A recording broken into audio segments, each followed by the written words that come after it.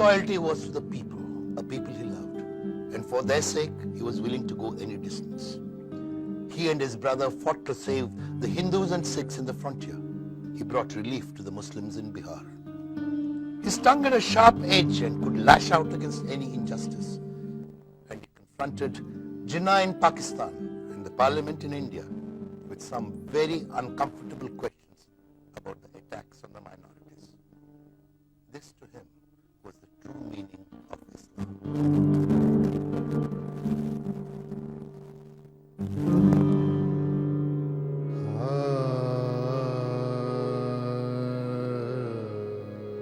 Khan Abdul Ghaffar Khan would often say, "What pleases God, pleases me."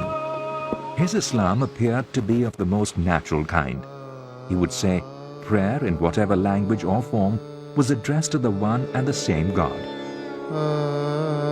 Ghaffar Khan studied the Gita with equal reverence as he did the Quran.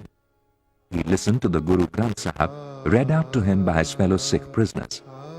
He considered his religion to be truth, love, and service to God and humanity. He felt every religion that had come to the world had brought the message of love and brotherhood.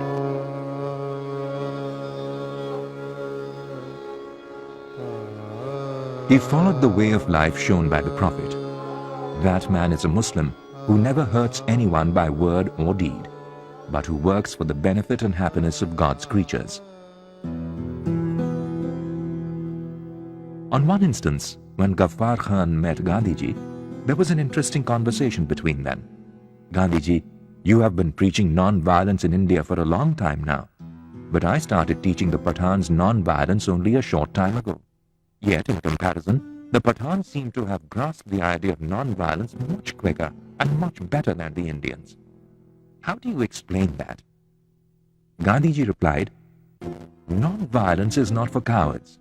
It is for the brave and for the courageous. And the Pathans are brave and courageous. That is the reason why the Pathans were able to remain non-violent."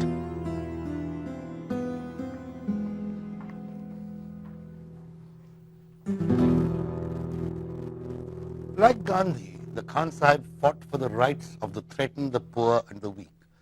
Like Gandhi, he had no use for guns and bombs. Like Gandhi, he stayed away from power and worked for social and humanitarian ends. Like Gandhi, he sought to relieve poverty and resist oppression. Mahatma Gandhi and Khan Abdul Ghaffar Khan were brothers in arms, and the only weapons they possessed were courage and conscience.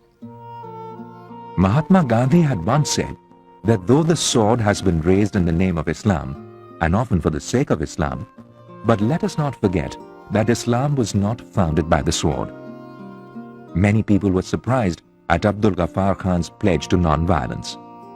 They would think of Muslims as naturally violent people. To this, Khan Sahib would say, "Surely there's nothing surprising in a Mussalman or a Pathan like me subscribing to the creed of non-violence. It is not a new creed. It was followed 1400 years ago by the Prophet all the time he was in Mecca. But we had so far forgotten it that when Mahatma Gandhi placed it before us, we thought he was sponsoring a new creed or a novel weapon. We can surely be credited with being the first amongst us to revive a forgotten creed." Those were the days of fighting. The British were fighting a war. The Congress was fighting the British. The Muslim League was fighting the Congress. And Abdul Ghaffar Khan was helping the Congress in its fight for independence. Hindu radicals would not trust him completely. Muslim radicals would accuse him of being a Hindu lover, ignoring the call of Islam. He would simply say, "Have we forgotten the teachings of Islam? The teaching of Islam asks us to side with the weaker party. We ought to be torch-bearers in the country's struggle for independence." And he always said that nowhere in the Quran or anywhere in any religion is it written that, you go out and you kill people because they don't believe in your religion. And God has made everyone, all human beings are made by the same God. So whether you're a Hindu or a Muslim or a Buddhist or a Sikh, you are still a human being.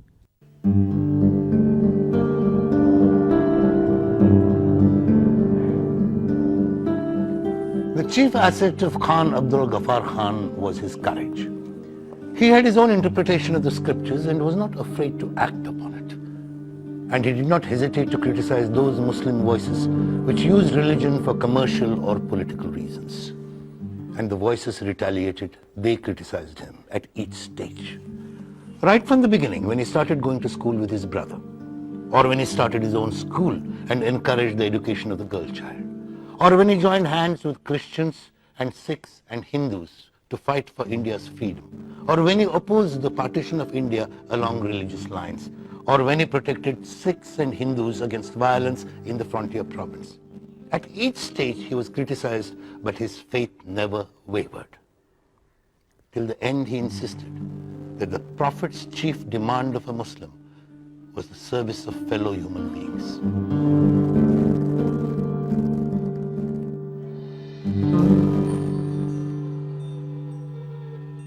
Ghaffar Khan and his army of 100,000 Khudai Khidmatgars fought for Indian independence. They were never in favor of partition, yet in the cold, calculated negotiations between the British, the Muslim League and the Congress, partition was thrust upon them. Their voice did not matter. Nobody cared for Ghaffar Khan and his Pathans. They were the victims of a trade-off. Khan Sahab was devastated.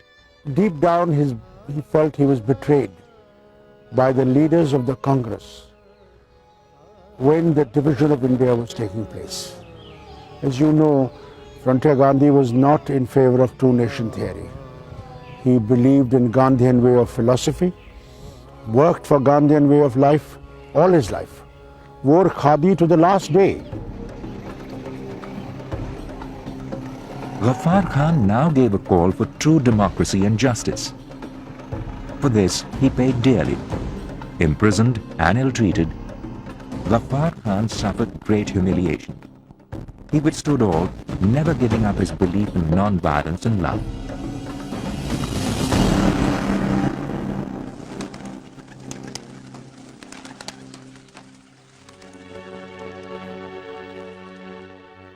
Ultimately, when Ghaffar Khan was very dangerously ill in prison, he was released. His doctors advised him to go to London. But the weather was not agreeable. Ghaffar Khan decided to go to Afghanistan. He reached Kabul and spent his days there and in Jalalabad. He did come to India after 22 years for Gandhiji's centenary celebrations on 2nd October 1969. And then, in 1987, he was bestowed the highest honor of Bharat Ratna. However, tragically, he had a heart attack and went into a coma. Ghaffar Khan never recovered after that.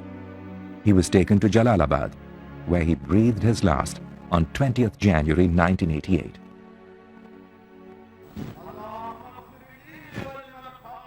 When he died, a sea of people poured into Jalalabad.